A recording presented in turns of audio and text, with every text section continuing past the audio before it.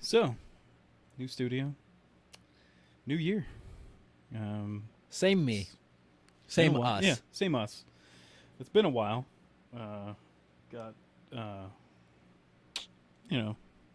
life comes up. Got stuff you gotta do. You gotta put a bitch down. Yeah. So, but like, how you been?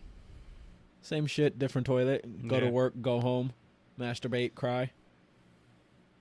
Yeah. Well, something amazing happened this year. Actually, this year. Nothing has happened this year. Except for, like, there's probably a couple memes or something. But something amazing happened the end of last year. That was Spider-Man No Way Home. And the fact that we finally got there. I thought I might die before that might happen. I did get COVID, and so I'm just glad to be there for it.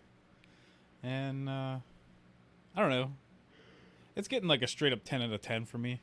I'm just gonna throw that out there right away, in case as we talk through this, I know I'm gonna probably pull up a few things that I'm like, they could have done better. But oh yeah, it's not flawless by any stretch of the imagination. I don't know how any other way to score it except for a 10. It's just that damn good of a movie. Like, I just had, like, I think sometimes when we review something or like give something a score, we don't just review it on like its pure technicality.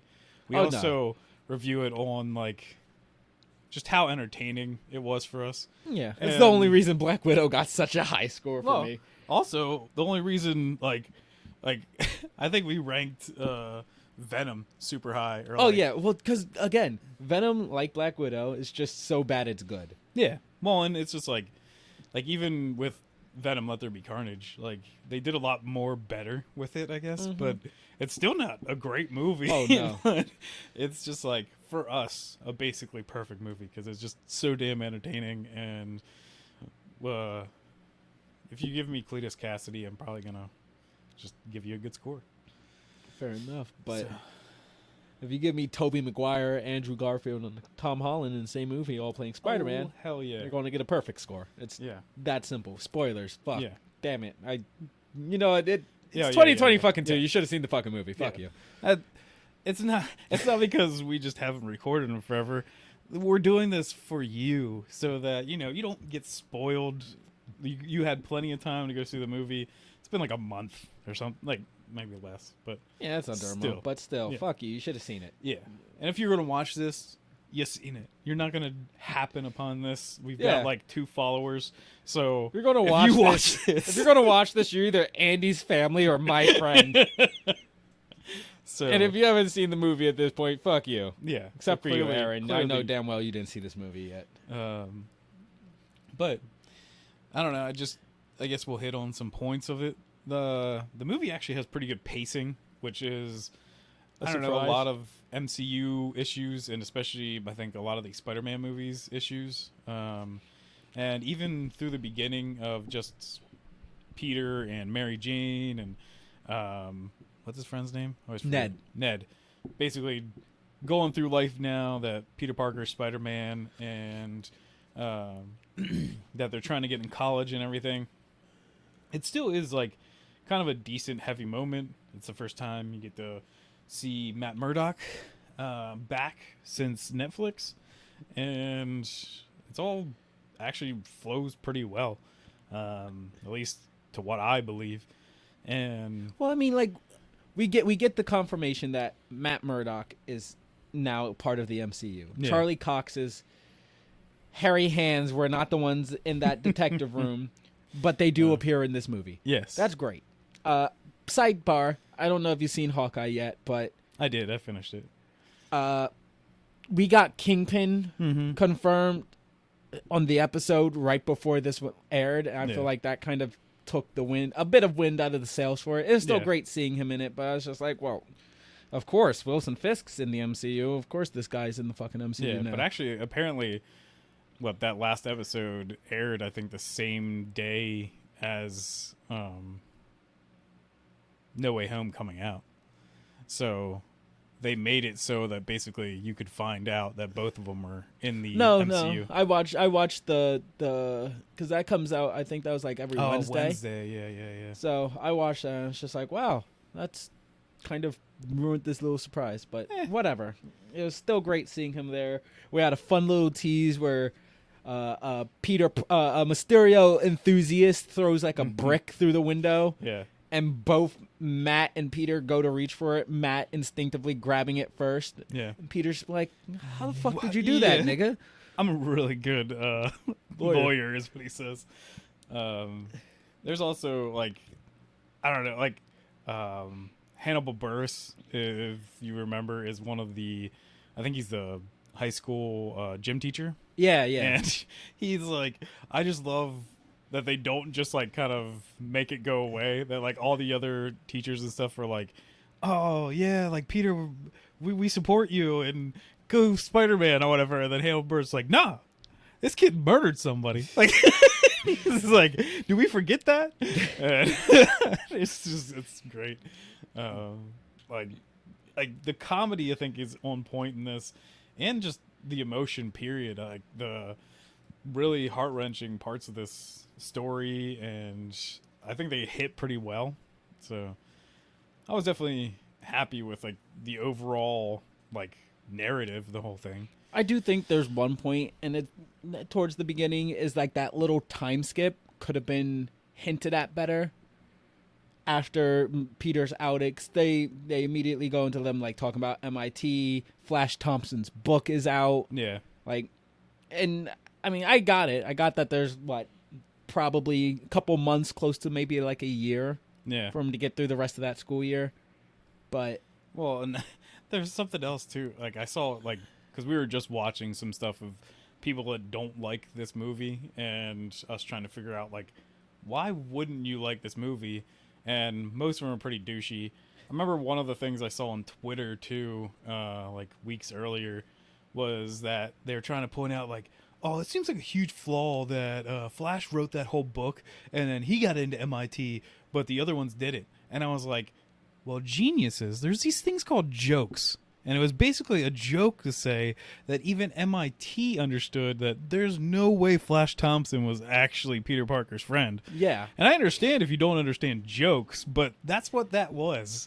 I'm just like, that's such a dumb thing of being like, I don't understand because the other ones, they were his friends, but Flash Thompson say he friend and he get in MIT. It's like, it's a joke. Like, it's literally, it's a joke. Like I said, this movie isn't perfect. No, but people don't need to like it. Yeah. But I don't think the many reasons that are coming up are good reasons.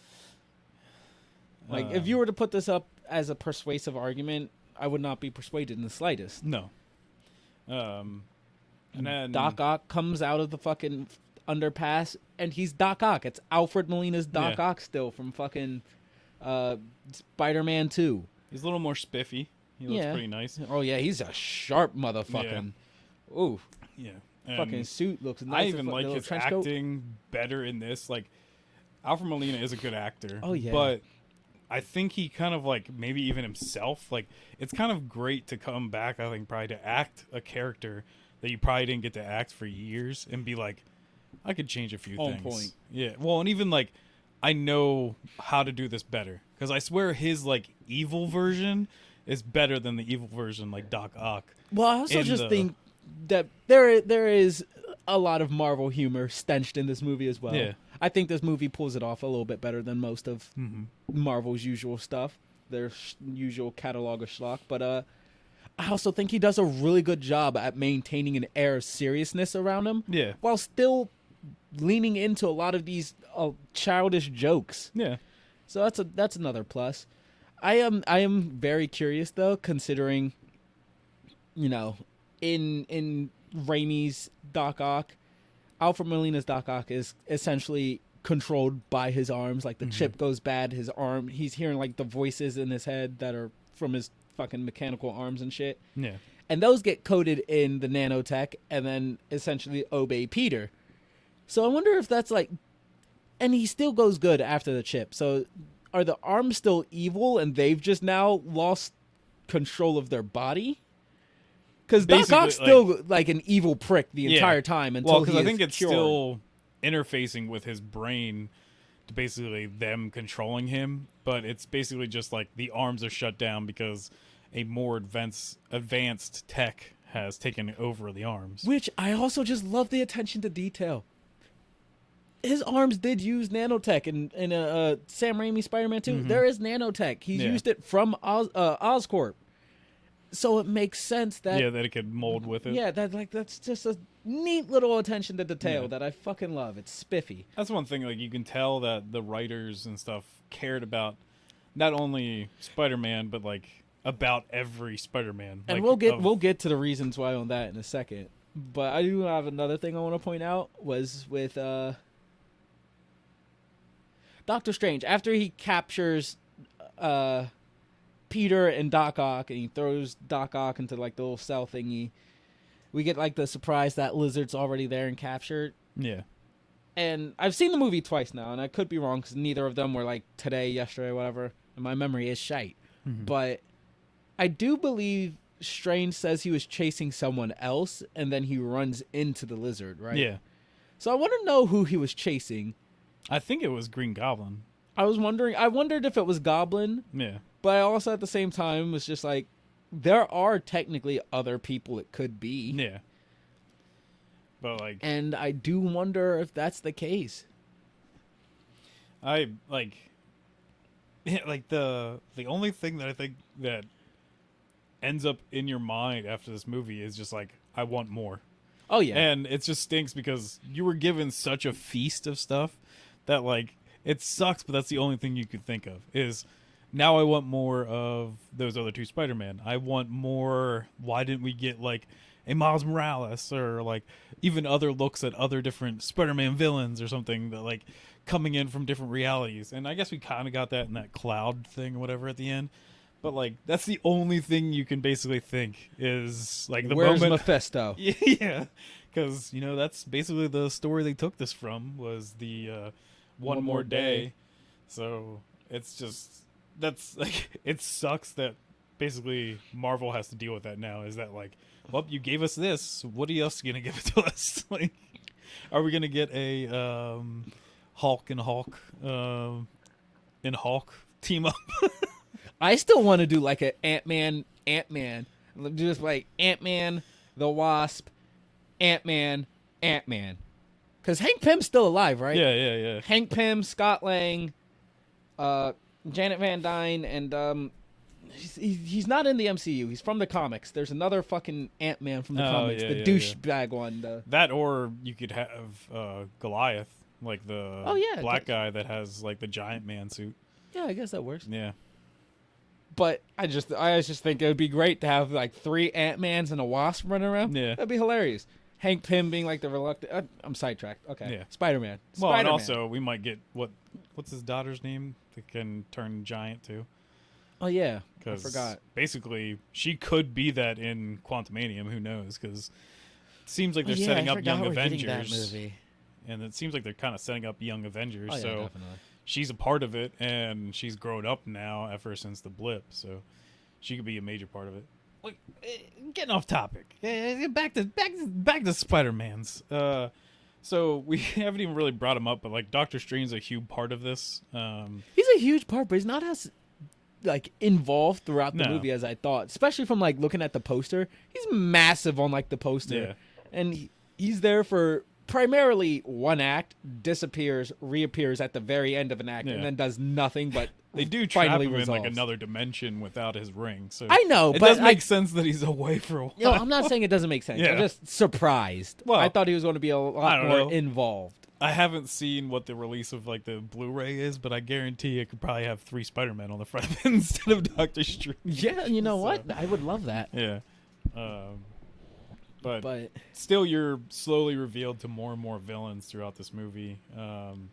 Even down to as he goes and captures Max, Andrew Garfield's Electro, and Sandman basically kind of works with him because Sandman's not really a bad guy. And he ends the movie basically aligning himself with Spider-Man in a way. Yeah. Like, yeah, he's they're not partners, but yeah, they're on good terms. So it makes sense that Sandman comes to save the day. That's actually like a lot of people hate Spider-Man 3, and for good reason. I rewatched all of the Spider-Man movies recently, and like in anticipation for No Way Home.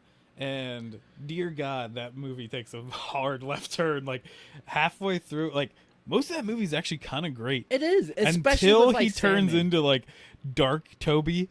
It is such a downward spiral that makes no sense at all. Like, freaking, like even like some of the fight scenes at the beginning, like when he first wears the black suit and fights Sandman.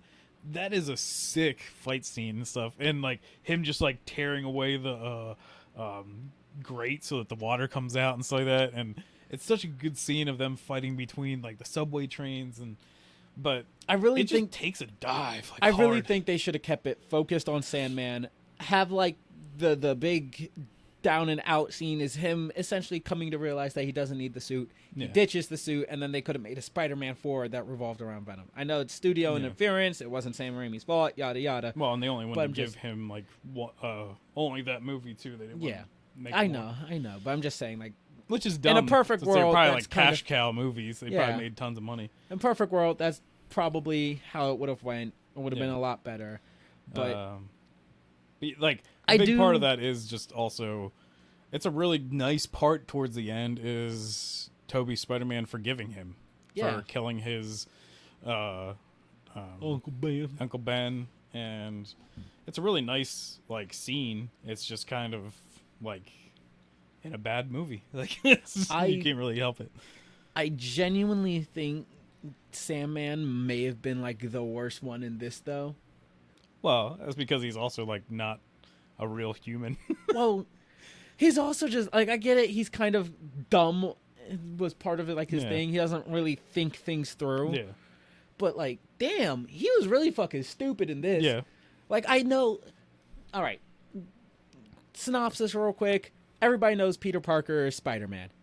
It is affecting the lives of those that Peter holds dearly. He turns to Strange to fix things. Strange agrees. Peter keeps tampering in Strange's spell. Yeah. Causes this big rift that draws everyone from all the villains from past Spider-Man movies into this movie. Strange is now trying to help everybody and gather everyone up, reset them, and throw them back to their timelines. But Peter finds out that they will all die if that happens.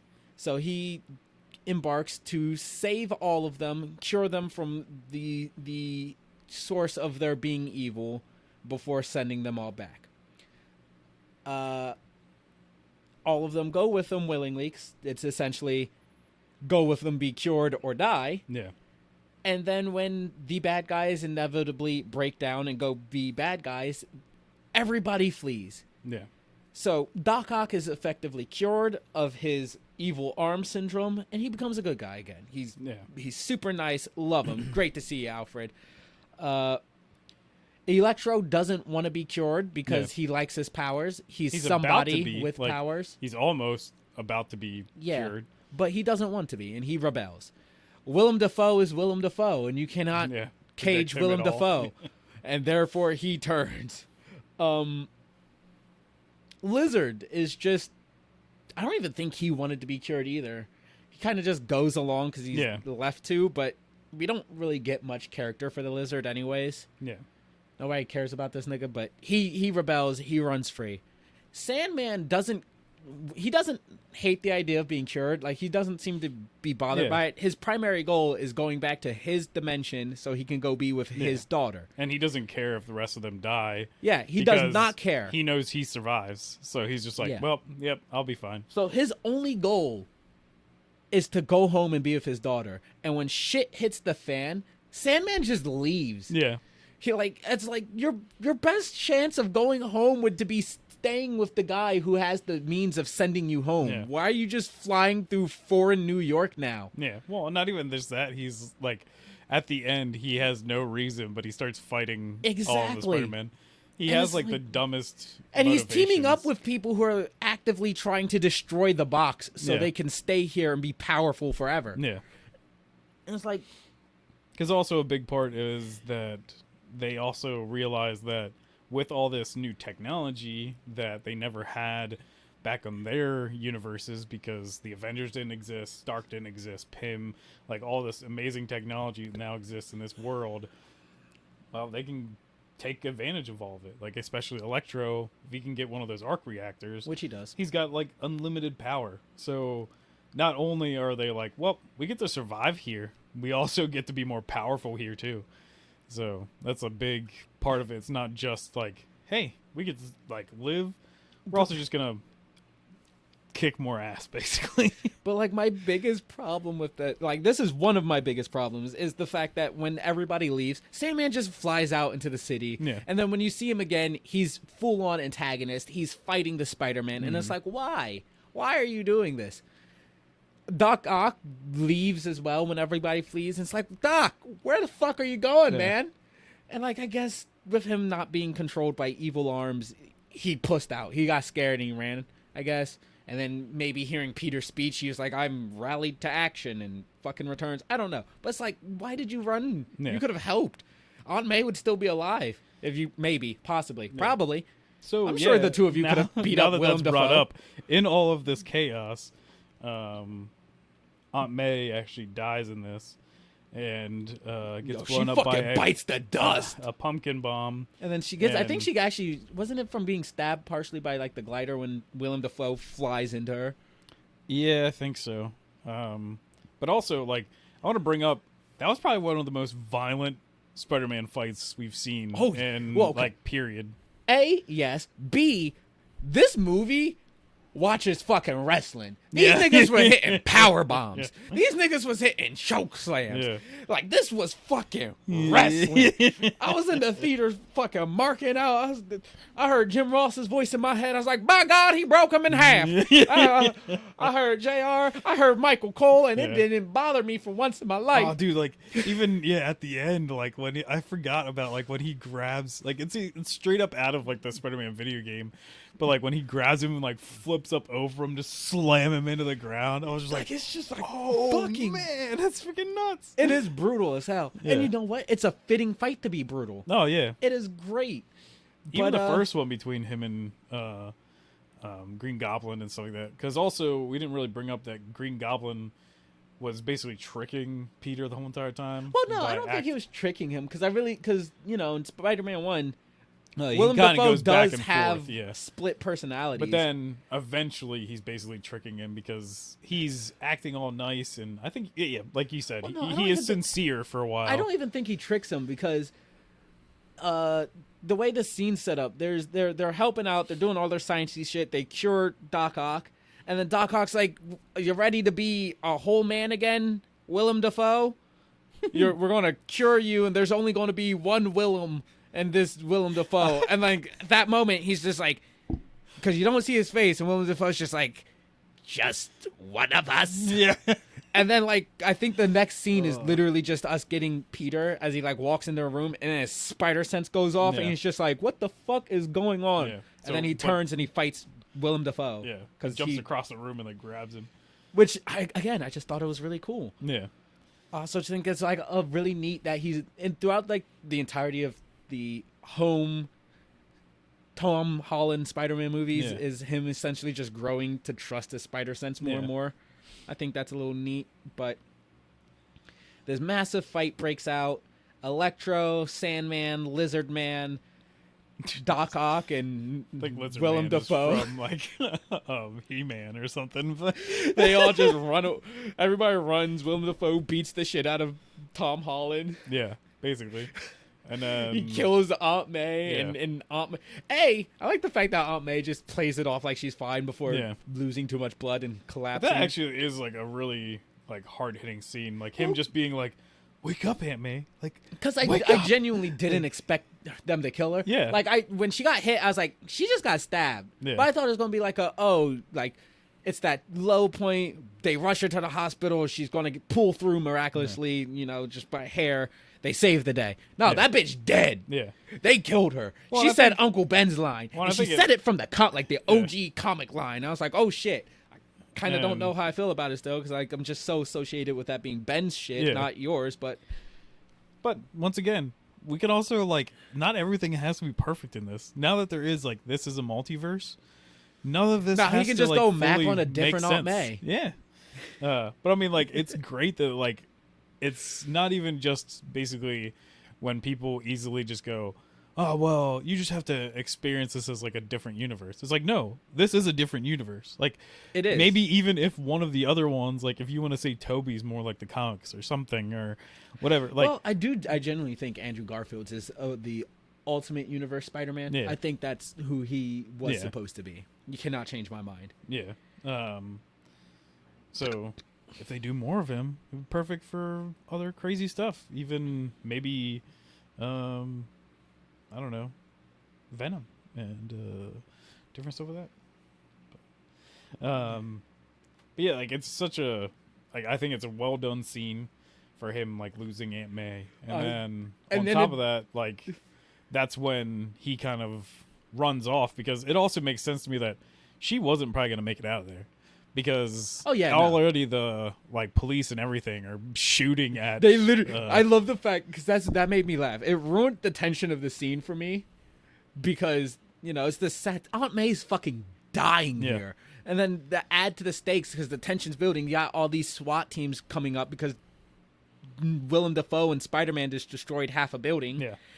And all these fucking SWAT teams and shit are pulled up. You got fucking J. Jonah Jameson outside being like, Spider-Man, you filthy nigger. Yeah. He thought he was black, too.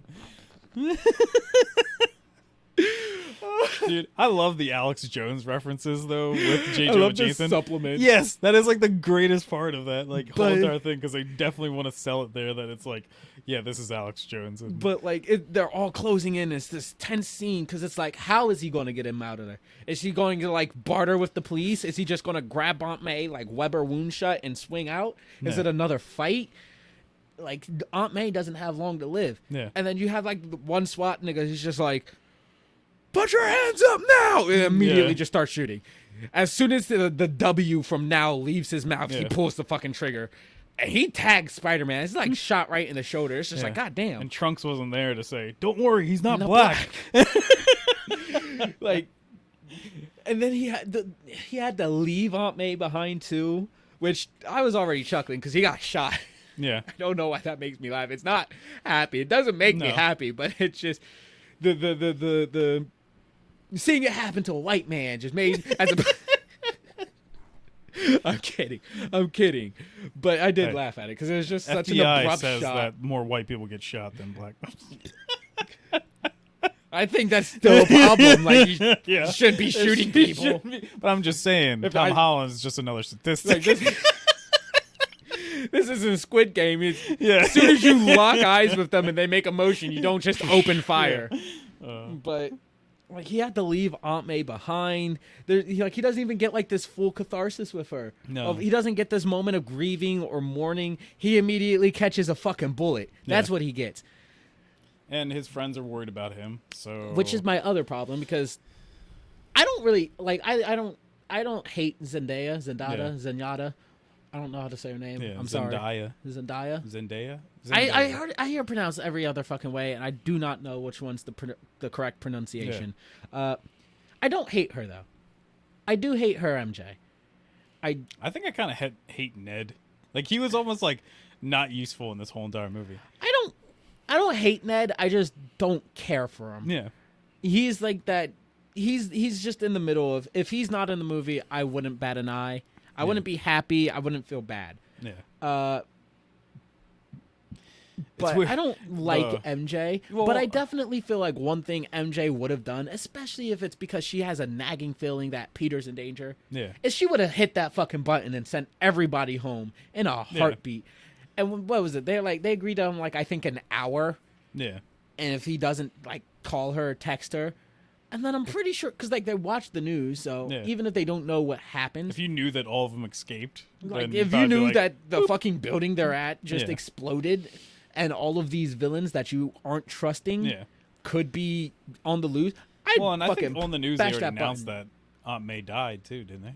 I think they just said it was like a single casualty. I don't think they said names. I could be wrong, but But yeah, they're worried. So I'm like, I would have hit that button 2 hours ago. Because like 5 hours passed. Ned has the ring, the sling ring, and so he uses it to try to find Peter Parker. You have a sling ring for a cock ring?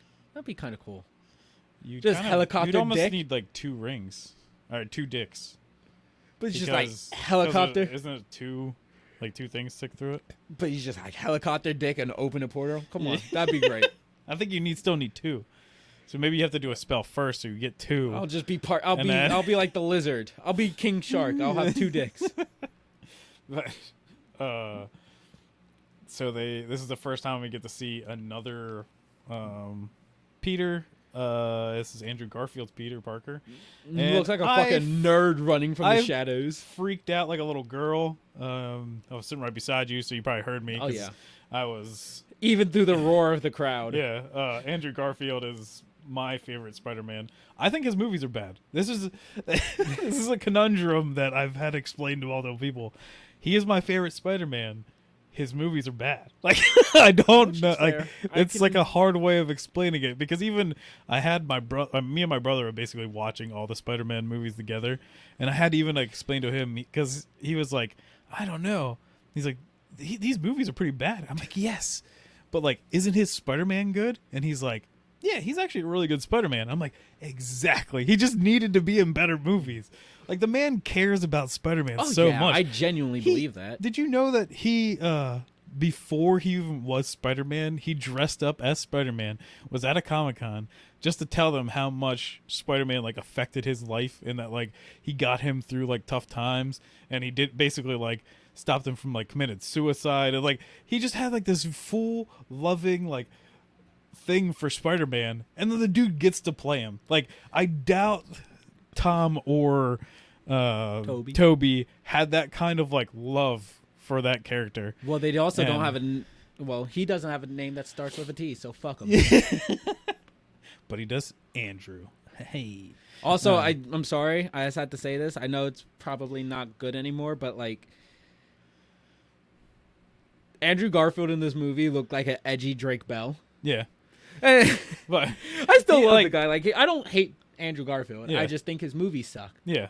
And like I think it's great kind of that like maybe his is kind of like the edgier universe or like kind of getting pretty dark because it's also he still just like hates himself so much for letting Gwen die. And they even like kind of resolved that in this movie. It's pretty great. But like even this scene, like, because for some of the people complaining about stuff that they just thought there weren't any really good like building scenes for these characters, and this is like one of the funniest things I've ever seen like the MCU is them dealing with this other Peter Parker, and like you said, you really like Zendaya, but her just being like, no, I don't believe you. Use your Spider-Man powers. He's like, I don't have to prove anything to you. And she's like, yeah, wall crawl. And he's just like, no, I'm not doing it. And then he just jumps on the roof and like grabs just with one hand, he sticks there, and he's like, this enough? She's like, no, you're gonna have to crawl. And he's like, what? And the thing with like his grandma and being like, can you clean the spider webs off? And he does that, and then I feel like even that, it's just like a small thing to show. Yeah, but it's like it builds the story. It builds like this relationship with these other Peters to even show that like they're all still like kind-hearted and like funny and stuff. Like they might be these heroes and stuff. I do have one curiosity, because when both Peters meet each other, when Toby and Andrew meet each other, yeah, they immediately go into like a Mexican stare-off and then fucking So I wonder, like, was this spider senses going off? Because I don't really.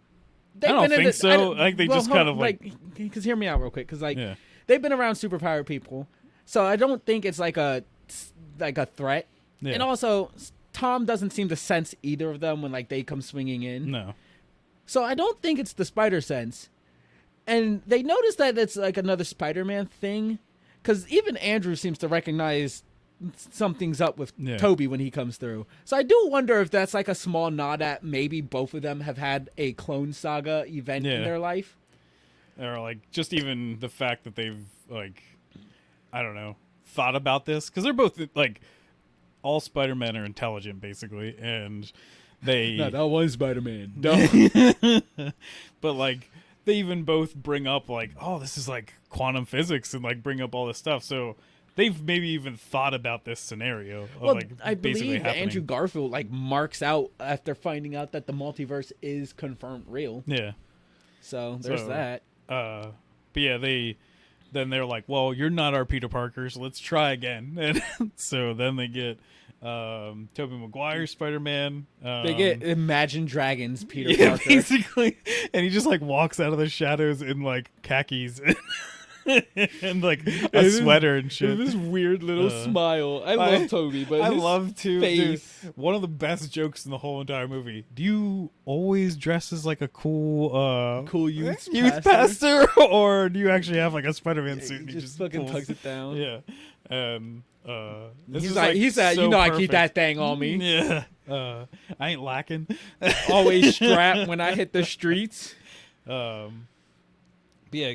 Great scene, and then even like I don't know if I still want to re-see it, and this is one of the parts that like I feel I don't know if it's just like I was still off of such a rush from seeing those Spider-Man for the first time, like again for like the first time in this movie, that I feel like the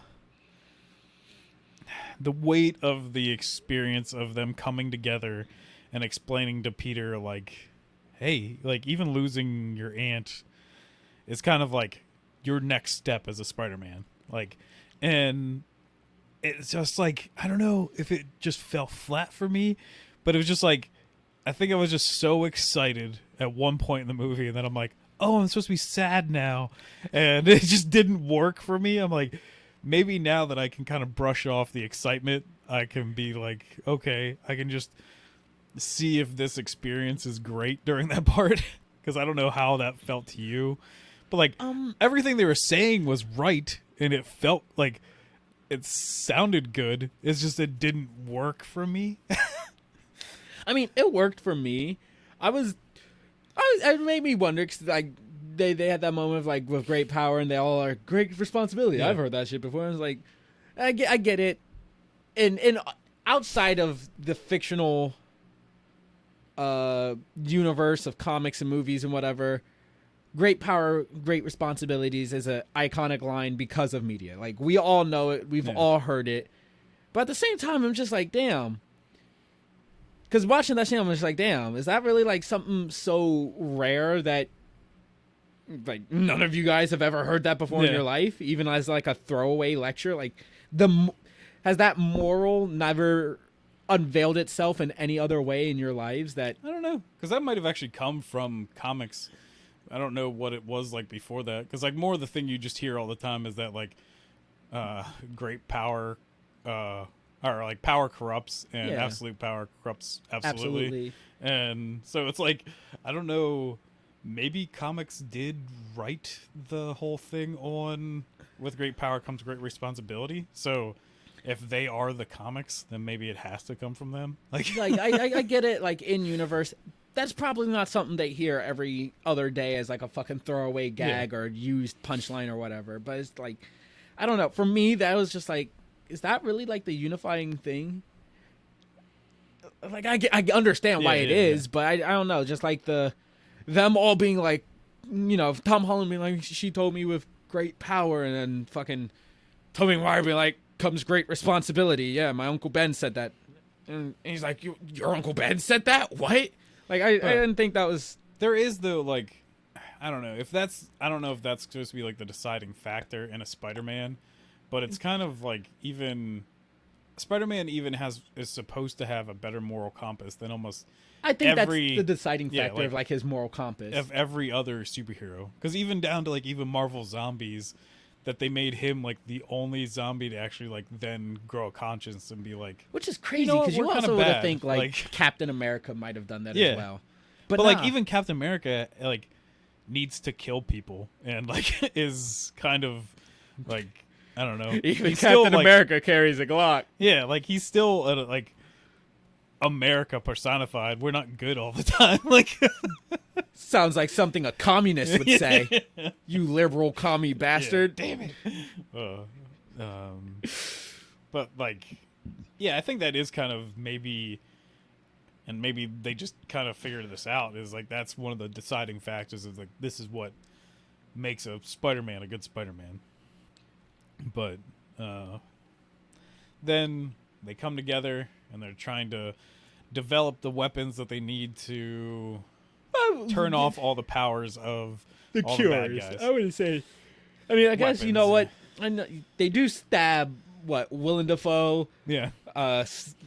Lizard, and Electro in the neck with a needle. Yeah. So I guess that could be a weapon, but which also is just really great to see them all working together to do nerd nigga shit. Well, and that's the thing too is I kept saying, man, we didn't get the like everyone pointing at each other thing. Yeah, but it actually happens in that room. Well, there's another goes, one too. When he goes, Peter, and they're all like, who? Like, huh? Like me, him? Yeah, I didn't notice that one. And there's also one in costume when they're like, yeah, I thought you were Peter 1, you're yeah, Peter 2, yeah. 3, and they're like, fuck yeah. So, but that whole scene's pretty great too. It's basically just a means to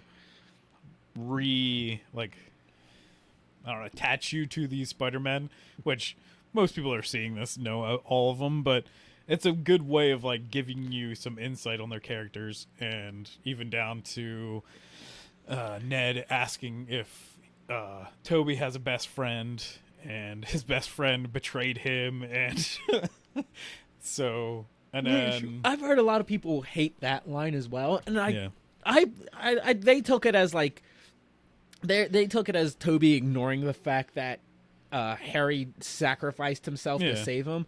Meanwhile, my interpretation of that line is Peter blaming himself for Harry's death still. He's like, my friend tried to kill me because of course he's omitting all the details, but like he's like, I did something bad, my friend tried to kill me. Yeah. And then he died in my arms. But like I took it as he's blaming himself for Harry's death still. Yeah. Harry died in his arms. He died because of him. And then that's my interpretation Andrew of that line. Talking about him losing Gwen. And then I'm sorry to cut you off. Andrew, biggest flaw in this fucking movie is Andrew didn't conclude the age-old debate. Did he snap her spine or did he bonk her fucking head on the ground? What killed Gwen Stacy? Where's the autopsy? Wow, what does he say? No, he's just like, she dead. Oh, I thought you were saying he said no, what he doesn't. To her. He doesn't, and we need to know. The comics is her back gets broken. Well, no, because apparently even people argue over if that's because apparently they argue if it was her neck hitting the shit as well in the comics, and I was like, because I think in the comics he catches her, and it breaks her back. I thought not because the big image is like him, like holding her like this or whatever. I thought that was after she was dead. No, I think that's during it. Because basically, Green Goblin like drops her from like super eats high. Her fucking. Yeah. So it's basically like there's no way, like he could have saved her because the like amount of momentum she had, she was gonna die. But like, and then even jumping over to him being like, I guess Spider-Man just can't really, or shouldn't really be in relationships, and he's like, are you in one to like Toby? And he's like, yeah, he's like, I'm in like my MJ. He has to like point it out so he's not like, I'm dating a child. That's because like that's what it kind of seemed like, because he's like, especially with him dressed the way he was. He's like, me and MJ, and then he's like, my MJ. He's like, the real MJ. We're working on things or whatever. And but it's just kind of like, I think even a lot of that is like foreshadowing of things to come. And that, like, even Tom Holland Spider-Man basically has to give up his relationships and stuff. Yeah. So, it's which is a neat little thing. Yeah. And then we get to the coolest fucking part of the movie, and that is Tobey Maguire shoots webs out of his hands like a fucking mutant freak. Like, whoa, what the hell is wrong with you? I love the fact that Andrew Garfield like obsesses over it, even like later on, like 30, 40 minutes, maybe even an hour later. He's just like, does it come out of other places? Yeah. I also just like the explanation that it's like, I don't make it. It's like breathing. You know, actively breathe. Also, when he's like, whoa, have you, like, because he's like, I run out of web fluid, like, all the time. He's like, have you ever, like, had, like, where you've run out, like, for, like psychology, like, man, my brain is not working. Like, we have those? Psychosomatic or whatever. And he's like, yeah, actually. I had depression once. I couldn't shoot webs for a whole week. Yeah. And it was like, it's so great. Like, just the ways that they're hinting back to the old stories. Like, even if you didn't see them, bam, they're like thrown right in your face. You know, with all the talk about like web shooting, part of me was just like, I kind of want Kristen Dunst. Yeah. I will never. Her name's weird. OG Apparently, MJ. a lot of people's names are weird to you.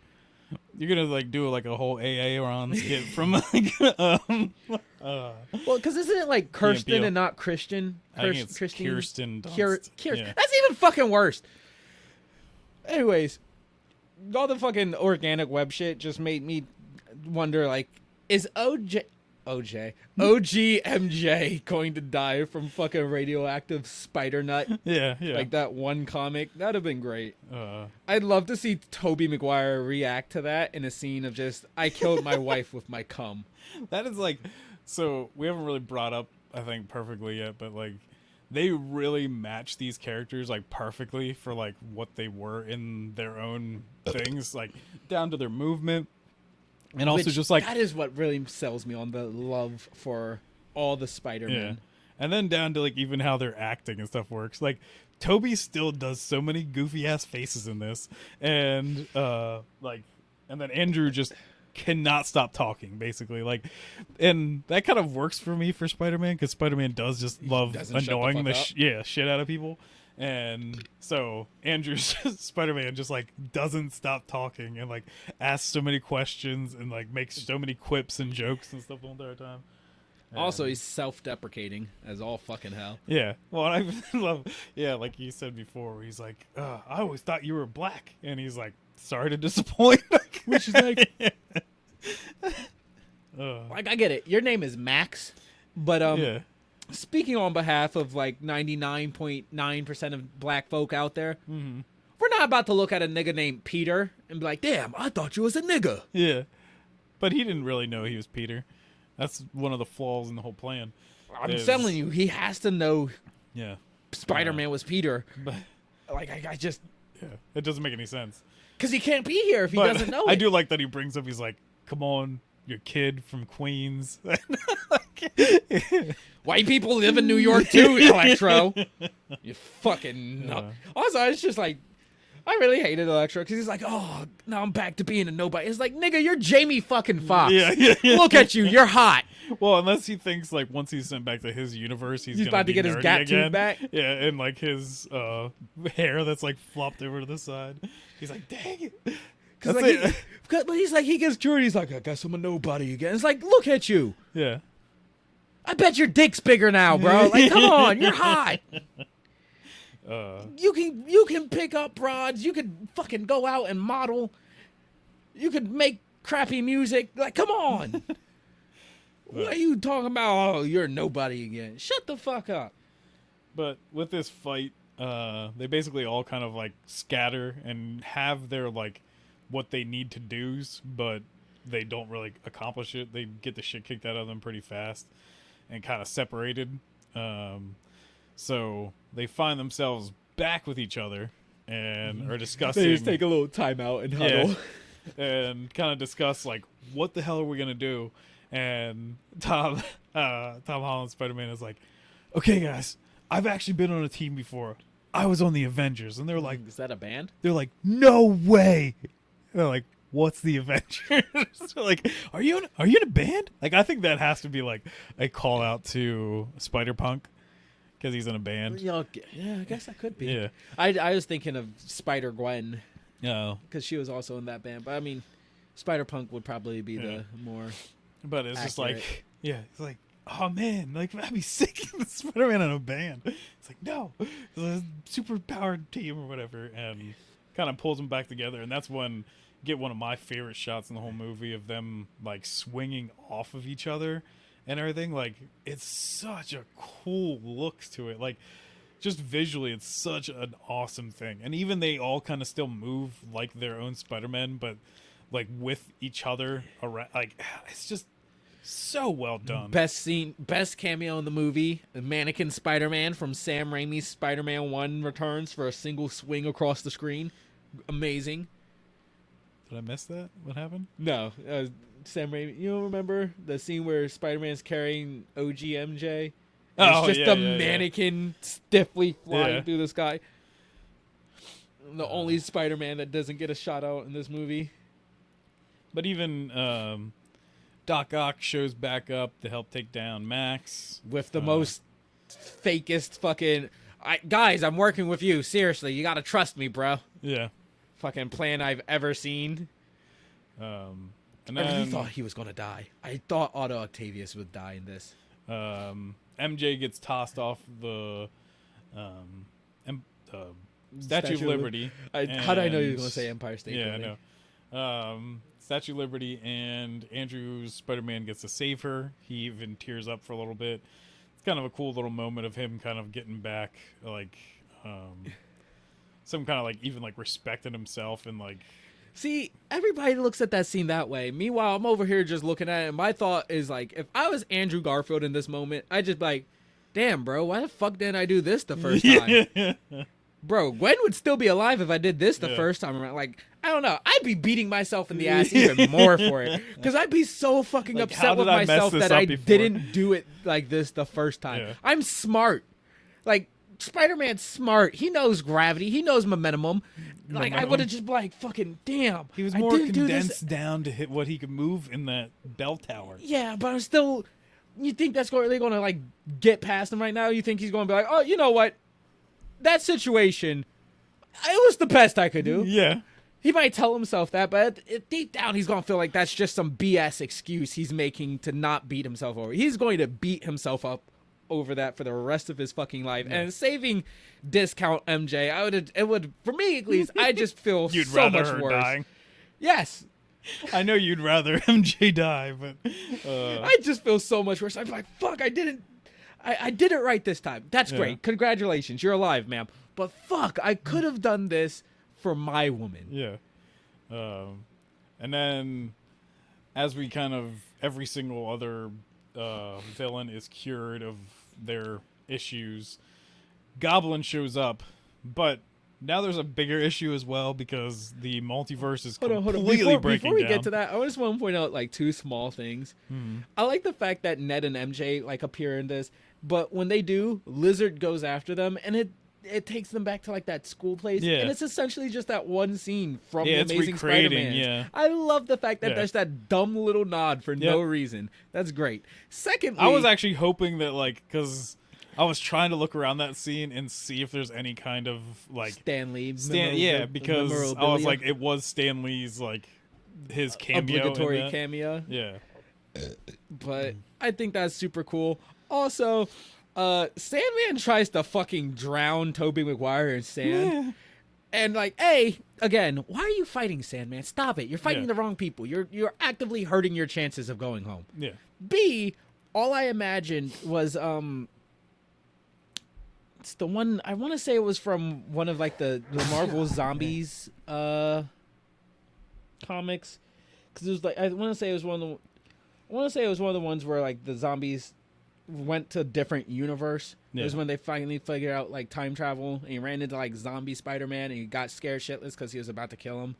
And so when he ran into like his universe of Spider-Man, he was like, "You're not gonna get me," and he kills Spider-Man. Yeah. And it's the one where he like goes inside of him. He's like, all the sand goes inside of him, and it's the fucking graphic thing of Spider-Man with his swollen belly, and he just bursts like a balloon. Yeah.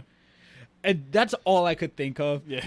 And I knew it wasn't gonna happen, but just the thought of seeing a live action Spider-Man with that swollen sand belly and then Tobey Maguire's fucking goofy face just that brought me just a small little glimmer of joy, and I don't know why. I can't explain it. It was just something stupid that popped in my head, and it made me laugh. Their only plan really with Sandman was like, well, Toby should be able to talk him down. And they're like, because he's his Spider-Man. And he's like, well, that worked out. They didn't expect the power of stupidity. Yeah. Or inconsistent writing on his character's part, I guess. But yeah, once this movie comes out on digital or whatever, I'll be trying to look at every single one of those people that are in the weird sky multiverse breaking thing, because there's tons of shapes. There even kind of looks like a rhino, but not a rhino that's like the mechanical one from, like OG actual like a man big in dude, dumb suit rhino. Yeah. And Craven was definitely in one of those. Yeah. Mephisto was in like 6 shots. I know it. I feel it in my heart of hearts. Yeah, absolutely. My Mephisto sense is tingling, and I could see him. Yep.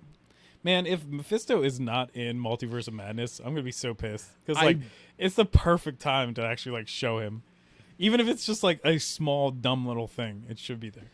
He's gonna be there, bro. He was in this movie. He was in WandaVision. He was in the last Doctor Strange movie. Like, I'm telling you, we're going to see Mephisto. He's the Pixar lamp. I've said it for years. He could but be. So you never know. The multiverse is falling apart, but now it's time for the Tom sunrise to get his revenge on also, Green Goblin. I love this brutal little murderous tirade that Tom Holland goes on. Him putting like the pumpkin bomb in Willem Dafoe's glider. Yeah. Great. The fucking look of pure hate, rage. I was sold that Peter Parker here, Tom Holland, was going to murder this man. Yeah. What I wasn't sold on was Tobey Maguire's face. It is like the most deadpan face. Like, I was like, I love it because it's just so Tobey Maguire, but I'm like, this is why he's not the best Spider-Man. I'm like, I don't care on who you think it is, but it's not Tobey Maguire. Like, yeah, you might have grown up with him, but he's bad at acting.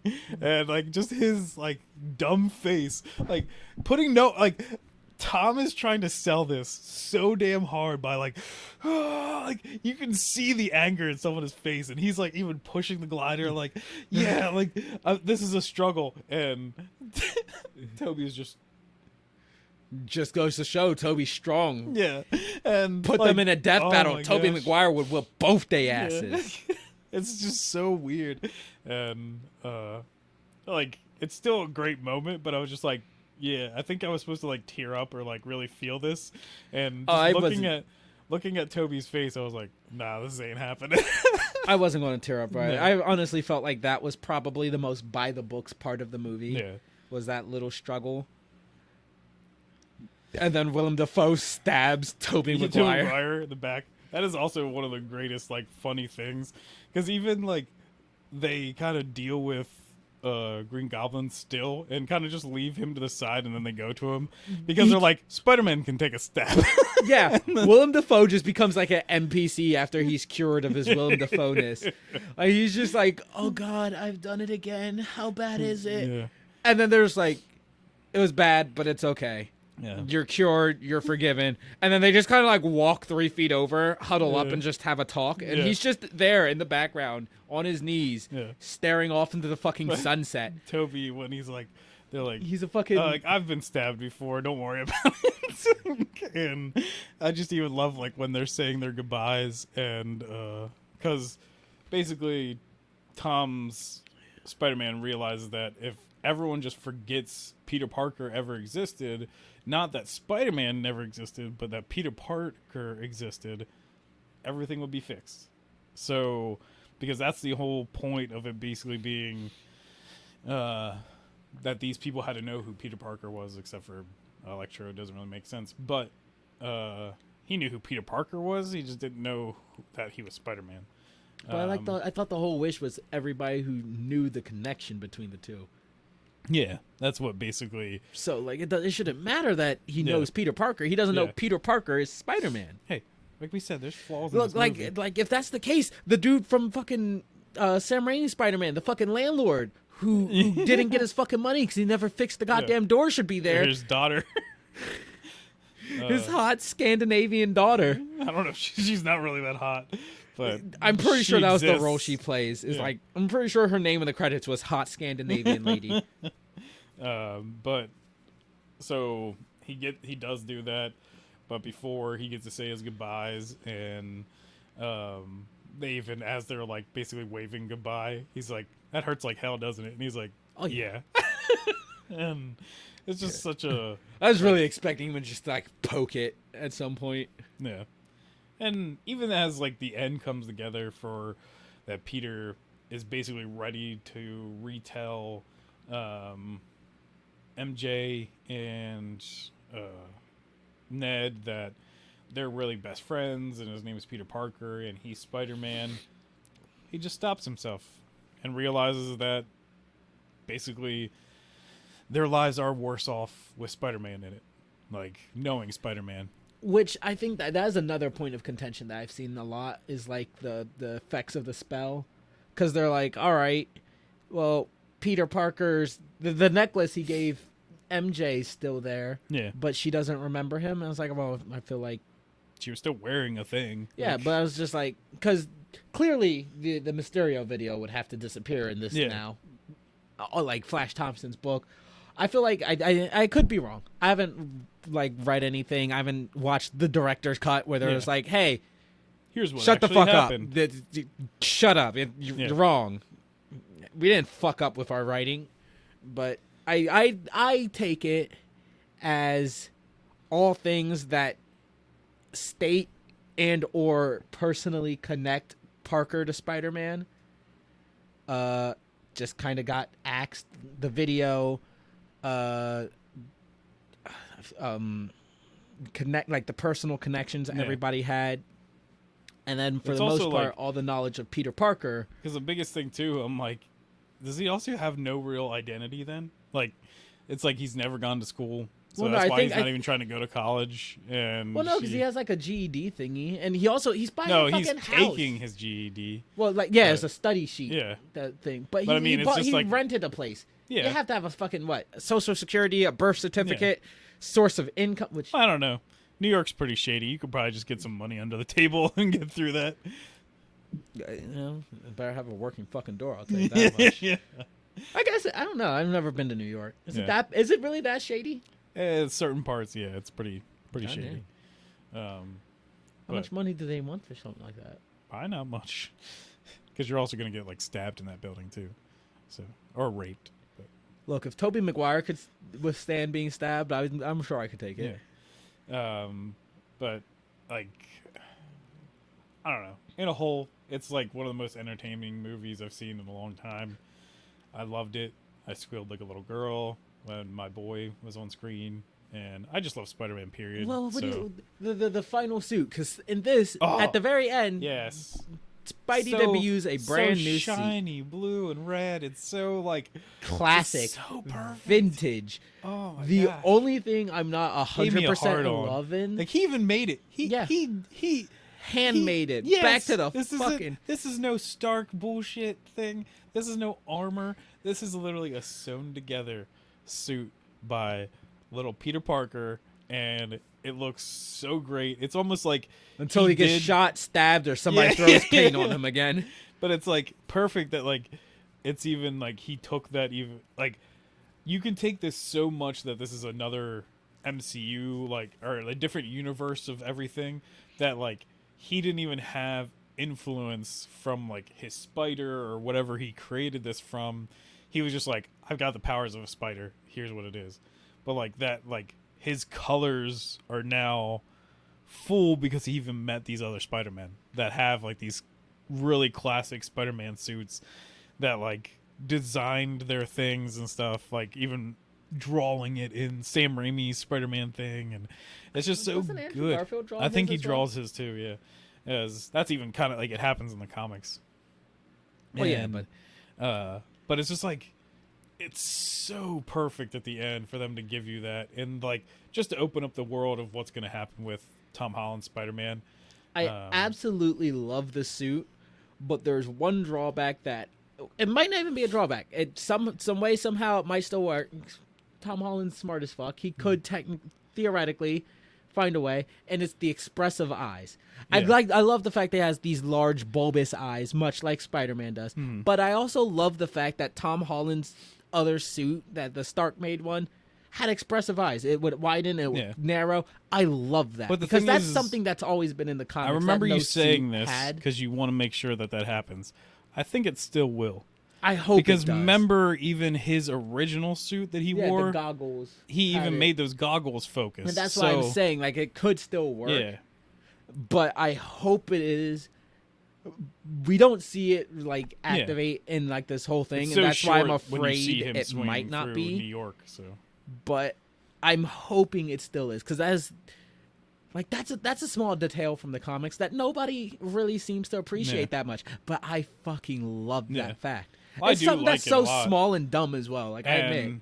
I think though, like, you can give it away a little bit and just make it more cartoony and do the thing that Deadpool did, and just they basically removed those, gave them dots for, like putting CG and actually just make them move by like how his eyes would move, and that's fine for me. There's also just like the other half of it is no matter how great Andrew Garfield or Tobey Maguire Spider-Mans were, their masks had like a face shield on it. Yeah. So you could never really register the emotions on their face. Yeah. Now, I do think both of them are pretty good actors. There's body language, there's music, there's other things to help you understand what they're feeling, but you don't fully get it. And Tom Holland's Spider-Man's really the same. But at least with like the expressive eyes, it's another means of expressing emotion as well.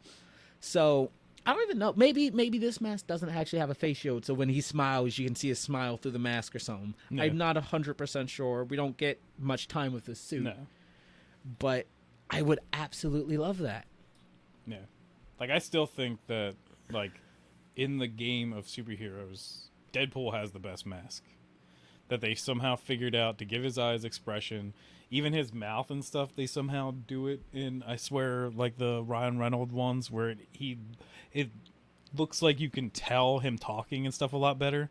So it's just, he's got like somehow the best mask in the legacy of like all superhero films.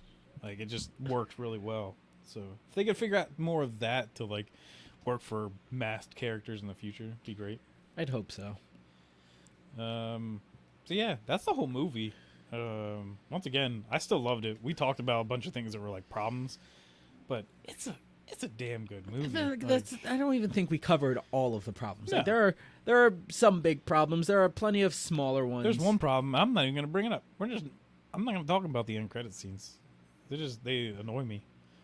So which one? The Venom one. I like it because it's a new and interesting way of introducing Venom to this to the MCU. And there's some funny part to it, like it is funny. I can tell you, their aliens aren't purple and like they don't stones, give a fuck about rocks. They like brains. But it's kind of cool that like it's weird once again that yes, you have to accept that this is a different universe and Venom apparently won't come from the stars. He will come from the stars in a different multiverse. Yeah.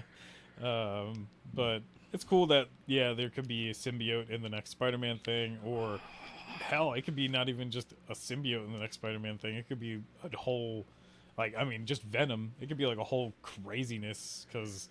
Well, like you could even sets up the All Black for being in Love and Thunder and everything. Okay. So first and foremost, like we have plenty of shit that sets up to Gore, or not Gore, Null. Yeah. In the first place, with Love and Thunder having Gore the God Butcher and the All Black, Venom, a form of Venom now being in the MCU, which like you can even use that right there as like this foreign version of the symbiote has now that it's in like this different universe, which I don't know if this could even work because the way the hive mind works. Yeah, like why it wouldn't be controlled by like Null or something like that. Yeah, but like something like that, like they could register that either a new entity is connected to this branch, this universal branch of the hive mind, or that there's a new entity in here that isn't connected to this hive mind. And that could be reasons they even send things to Earth, like other symbiotes to Earth to create a symbiote-themed storyline. Or whatever like, happens in like Gore could play into this to conjure up Null. Yeah, even this symbiote, like what's little left, could even awaken things like Tyrannosaurus that's supposed to be like in I was Earth thinking like from Grendel, a long time yeah, ago. that works. Yeah, as well. Grendel too, that have been like stuck in Earth for like forever. So that would make a lot of sense. But like even still, because technically by multiverse rules, MCU should have its own Venom still out there somewhere. So you could even have Venom and Agent Venom at the same time, or like Gray Venom could still be waiting on the moon for J. Jonah Jameson's son to show up. Yeah, like there's plenty of different branches, and with Venom, I think is my favorite character in Marvel, and Spider-Man would be my favorite hero in Marvel, because Venom, I know Venom now is more so firmly in the hero category, but his whole run, he's been a villain, an anti-hero, and now a hero. Like, he's in every fucking branch.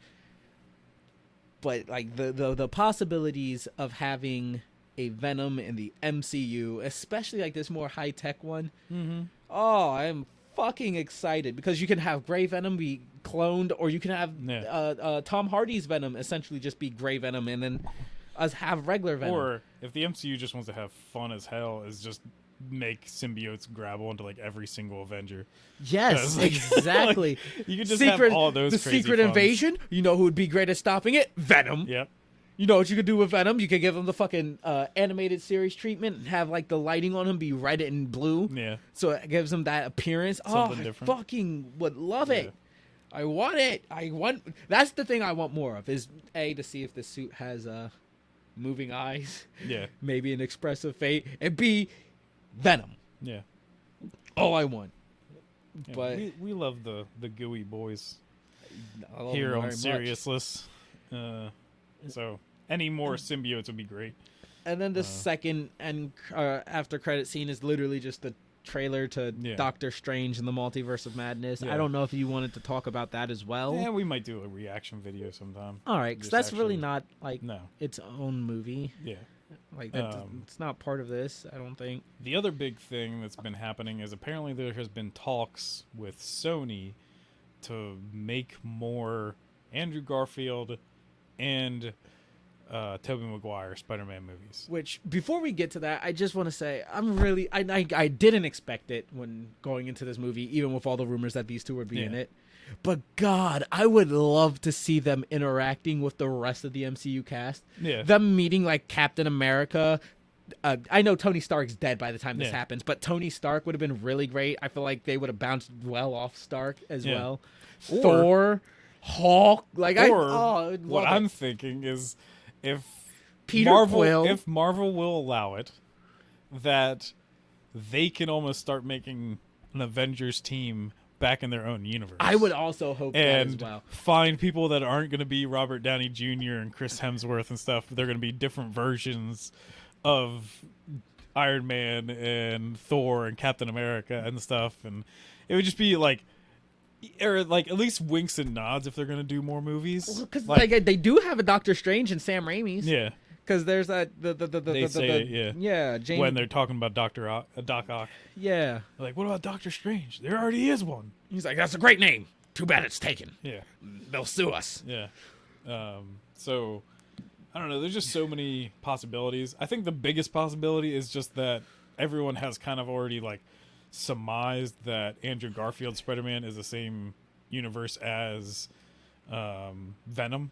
So if it's literally just like Andrew Garfield is in the next Venom movie, I'm pretty glad I would love it. even have but that. Also, like, at the same time, because I do think Andrew Garfield's a great actor. I don't hate his Spider-Man. I hate his movies. Yeah. Favorite fucking scene. One of my favorite Spider-Man scenes of all time. I think it might be like top 3. Yeah. Maybe like I'd have to go back and look. It might be pushed out because of No Way Home. Yeah. But one of my favorite Spider-Man scenes is the one where Andrew Garfield has to like go in the car, take his mask off, and give it to the kid to give the kid courage enough to climb out and let him help him. It's a great scene. I do feel like it's it's the turning point that has him go from more of like this arrogant dickwad that's blowing off steam by being a superhero to someone who understands the value, the purpose, the weight of being Spider-Man. Yeah. And also, it's just a really Spider-Man-y scene. It's a great scene. But Like, I would love to see Andrew Garfield in a Spider-Man movie that isn't shit yeah. and is entirely his own Spider-Man movie. Because actually, even I followed this one thing on Twitter there for a while because they were breaking down like just how visually effective a lot of the Amazing Spider-Man just shots were. Because like, it's beautifully shot. Yeah. Well, and like especially like I love because the director even said he wanted him to feel more like a spider. So even when he's like trying to track Lizard and he shoots out all those webs everywhere and then just like waits on the web for like movement, the next thing's kind of goofy with all the lizards crawling down the thing. Yeah, but it's like it's a cool it's way shot of nicely. Yeah, looks so good. Even like I was watching.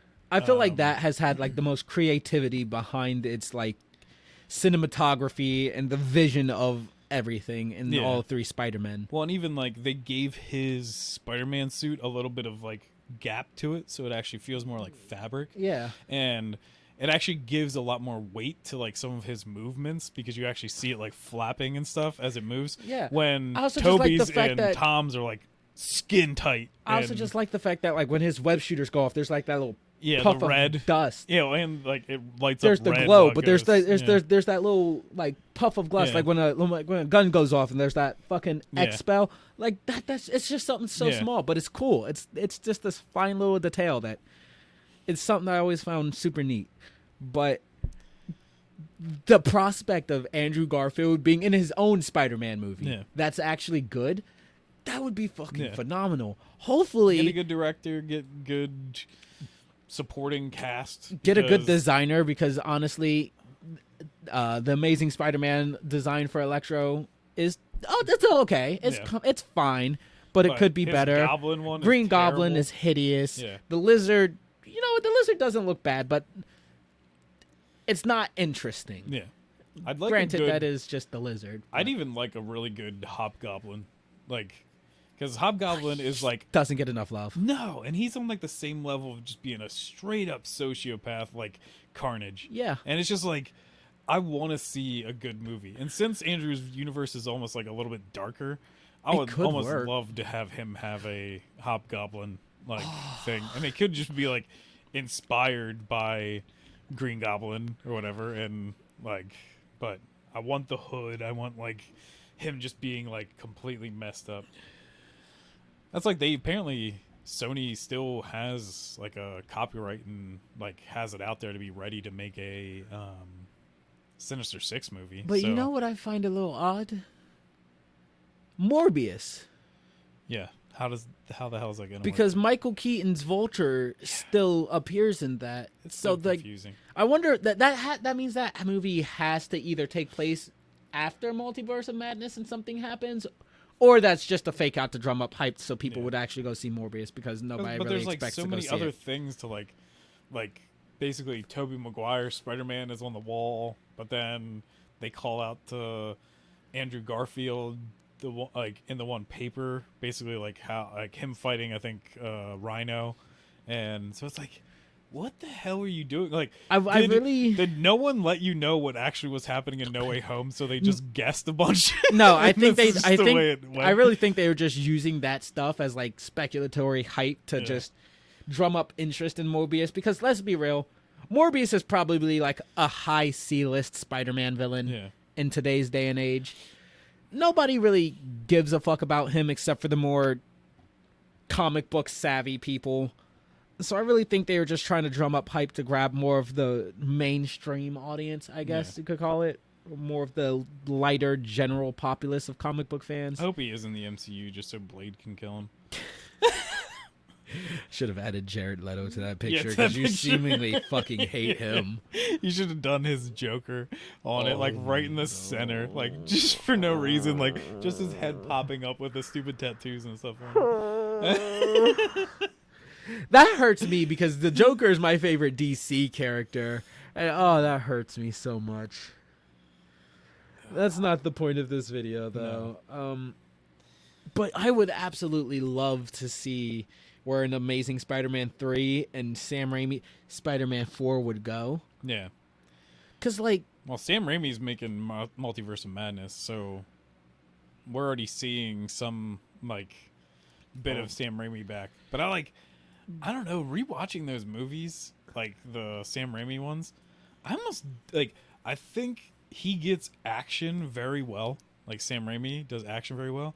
He does not do scripts and emotion well at all. Like, basically, you are like, especially with the first movie, and the second movie, you're just betting on two of these villains being very good actors, and then everyone else says the dumbest shit in the world. Like, they don't act like humans. Like, if you rewatch those movies, like, I'd have it's to. so weird. Like, so many of those interactions, you're just like, I definitely remember like happening? Toby had a bunch of like really weird interactions, but I also just chalked it up to, no, dude, Parker it's being just like a dorky nerd. It's just straight up bad in certain parts. And even like, I remember like when the other was I just chalked it up to like early 2000s schlock, like tropiness, I guess you could call it. But dude, I like, don't even like remember it some of the being bad. I'd emotional have to go stuff is watch. horrible. Like,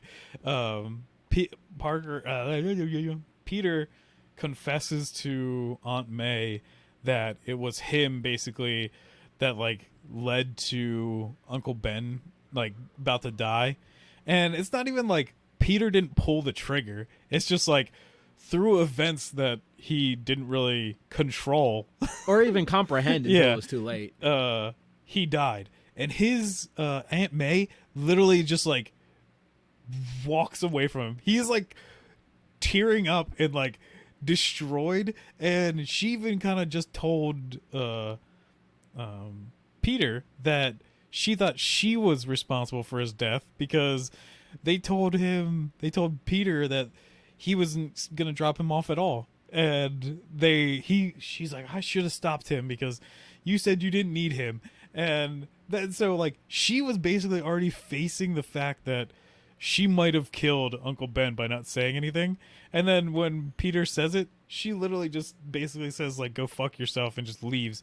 And then like you see her again and she's like, I knew you were Spider-Man all along. Like I'm just like, what just happened? Like, I'm like, this is the most dumbest, like, there has to be scenes missing because none of this makes sense. I remember both scenes that you're talking about. I just don't remember them being back to back. They're not really like back to back, but you see no other interaction with her and Peter. Like, it's literally Peter leaves and is like destroyed because in that same night is when Harry freaks out on him, and I think MJ basically like leaves him, and so he is like completely devastated, and then opens up to his Aunt May, and then she just walks away from him, and you're just like, no one would do this. Like, I would. Literally no human, like especially your basically like, because it's not really like his aunt, like she's super old. Like, it's like a grandma to her grandson. Aunts can be old. Yeah, but I mean, like,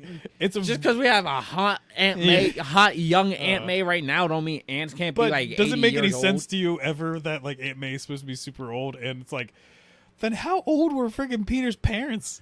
Bro, they were like a child kids when they dumped him off, but these their brothers must have been like 40 years ahead of them.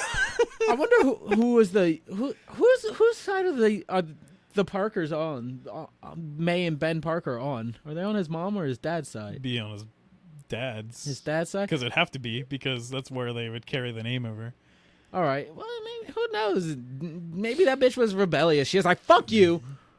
Your last name's fucking stupid. I'm keeping Parker."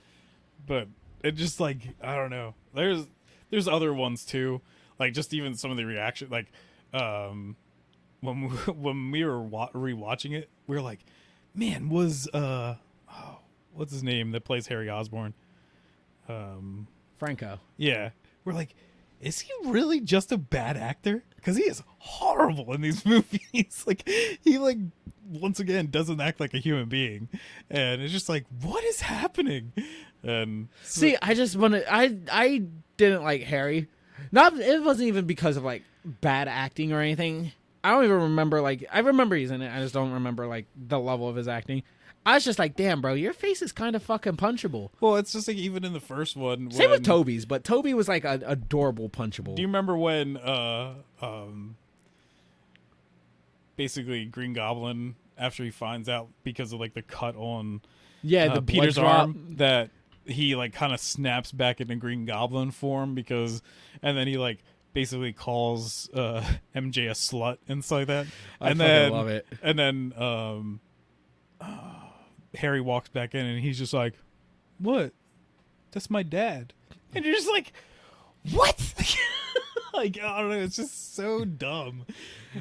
I mean, if you've lived your entire life with Willem Dafoe, would you be surprised that Willem Dafoe has done something like that? No, not even like, I'm almost okay with Willem Dafoe because he's supposed to be snapping. Because he's Willem Dafoe. Harry Osborn, like, I like even like he doesn't even apologize to MJ. Like, I'm like, there's like, look, any person would have like a normal reaction. MJ should know that Willem Dafoe cannot be held accountable for anything Willem Dafoe has done. She leaves then like immediately is like, no, like I can't believe you let him say that. And I'm just like, wow. Like, I mean, that's a lot of odd reactions. That's a pretty common reaction. I don't know. There's a lot of badness in those movies. I'll have to go back and rewatch them. But I'm just... I want to know whom their next challenges will be. Because Tobey Maguire is now aged in his. He's like... Yeah. He is the Peter B. Parker from, like, Into the Spider-Verse. He's this older, wiser, more matured Spider-Man. Yeah, that's why, like... I think you do an even bigger time skip with Tobey and make him, like, the international Spider-Man where he has a business and stuff and is setting that stuff up, you know. And then if you want to do a like almost like a Spider-Man disappearance or like he dies to his next villain, if you want to do Miles Morales, if you want to do that, I think it would be perfect for Tobey's world because he's an actual adult and stuff. I definitely think Tobey's world is the one that should get a Miles, if any, but I don't think that should be Spider-Man 4. I was thinking more along the lines of, with this older Peter Parker should of course come a more accomplished and well-achieved, even beloved Spider-Man. Mm-hmm. Somebody who has honed his fighting style. He might not know how to work on a team, but as a one-on-one contender, he's pretty, like, in the eyes of the public, he's unstoppable. Yeah. He's the perfect match, the perfect prey for Kraven the Hunter. Yeah, and that would be a perfect movie for him to be in. That would be like the perfect setup, is to go after this aged, more matured, more well-rounded Spider-Man. He's the perfect challenge. Or even, like, because we were saying, or I said about, like, if they could borrow Avengers and just make them different people, if, like, the fall of Tobey Spider is, like, what invigorates that world to try to become, like, more heroes and stuff like that. Well, there is also the storyline where Kraven kills Spider-Man, so you could even you could mix both of those. Yeah. I don't know who I would want to see Andrew Garfield face off against. I think it's just going to be, like, because I feel like they are even kind of, like, hinting because of him being like, yeah, I've never fought an alien before. And I was just like, it seems like, it just feels like too much of, like, a hint that something's going to happen. See, for me, I don't know if that's going to be his movie, though. Like, I definitely feel like the next Venom movie might be him. Venom fights Spider-Man. Mm-hmm. But I don't know if that would be the next Spider-Man movie. Like, I feel like it would be Venom v Spider-Man, Dawn of hopefully something Dawn not as atrocious. Zack Snyder does the next Venom movie. Spider.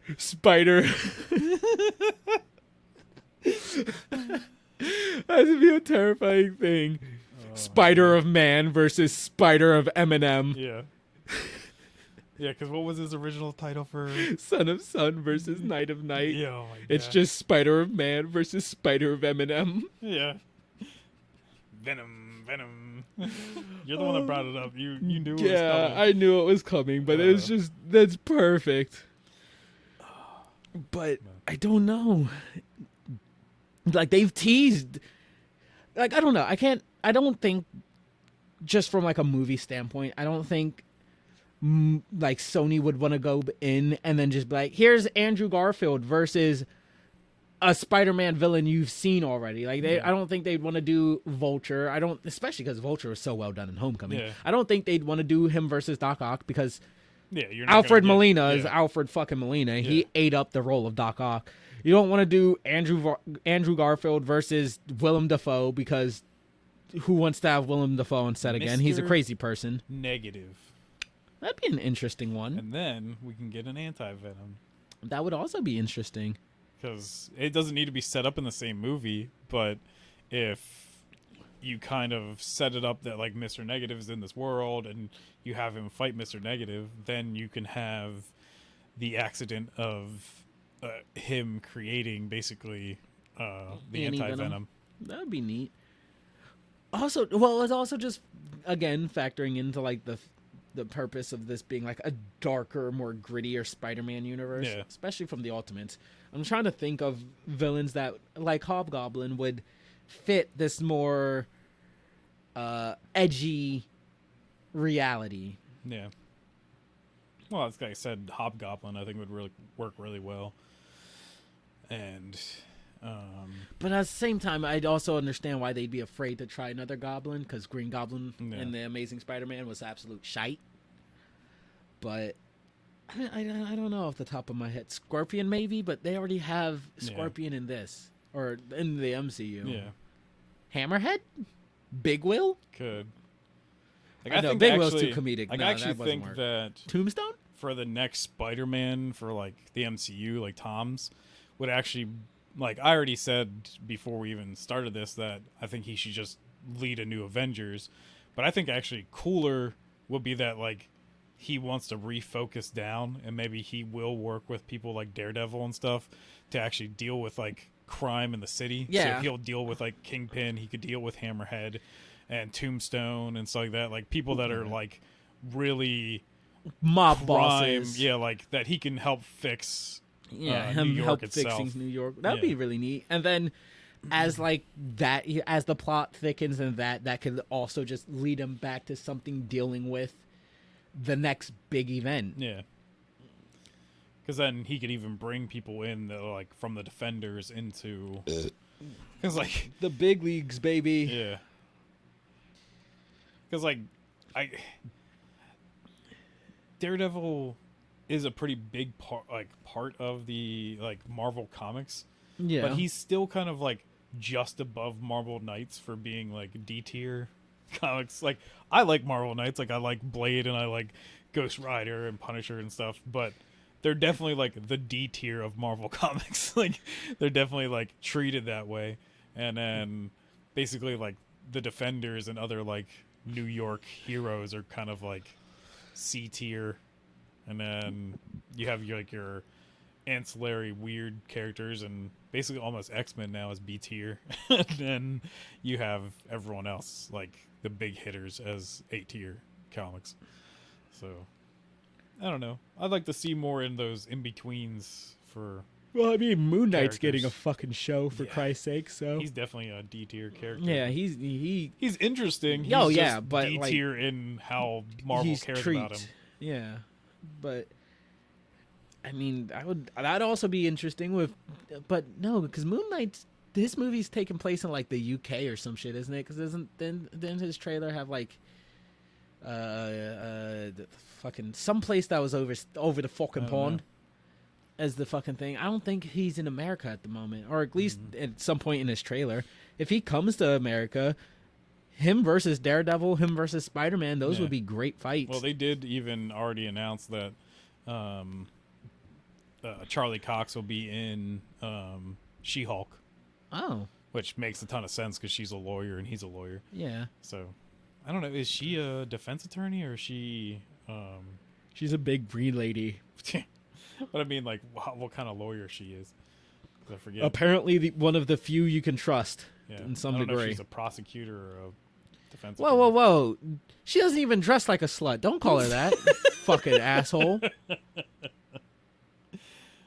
All right, well, that'll do it.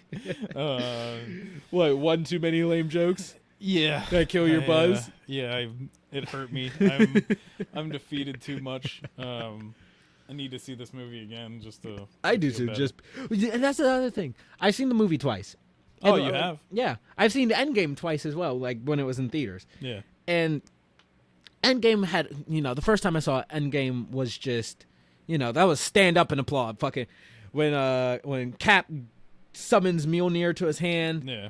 Fucking theater lost it. When On Your Left and all the portals came out. Yeah. Theater fucking lost it. Tony Stark died. Did we see everybody Endgame went together? the fuck quiet? Yeah. Yeah, because remember, I even There's just to prove how much I love Spider-Man, is I screamed out, "Spider-Man!" Yeah. He swung into. First off, and the first time I saw Endgame, the very beginning of the movie, somebody's baby went off, and the entire theater, the fucking tension in the air was palpable. The entire theater was going to maul that child and the parent that brought it. And I was okay with it, because A, fuck them kids, B, fuck you for bringing your kids. And the same shit happened in Spider-Man. I was going to beat the shit out of that child. I was going to beat the shit out of the parent. We didn't hear anything for so long. Like, that kid was being so good, or the parents were, like, smothering it, and it finally had to take a breath. And it was not like an important scene, too. Yeah, it was an important scene. I think it's, like, the first time that the other Spider-Men show up, and we were just like, everyone's just like, shut that baby up! But, like, the second time I seen Endgame, there was still, like, buzz. There was still hype at the moments, but it wasn't the same. The second time I saw No Way Home in theaters, it was almost indistinguishable from the first time. Even though there were, like, less people in the theater because it wasn't jam-packed. Yeah. The moment fucking Andrew Garfield walks in, the moment Tobey Maguire walks in, watching all three of them swing together, people were standing up and cheering. It was a roar of applause. Like, the emotion, the feeling of just being in theaters, being there in that moment, it was the same both times. And I think that only further cements it as, like, my favorite fucking movie right now, movie of the year. I'm sorry, Shang-Chi, you were a great movie, but you never stood a chance. I rewatched you, like, 15 times when you came out on Disney+. So I love that movie. But it's a great movie. It's just Spider-Man cheated. Yeah. Spider-Man fucking cheated. I will at least say I think Shang-Chi is the best MCU movie for a starter. Oh, yeah. Thing. I think easily it's the best. I think that fits right up there with Iron Man 1. I'm not a big fan of the Iron Man movies. I don't know why.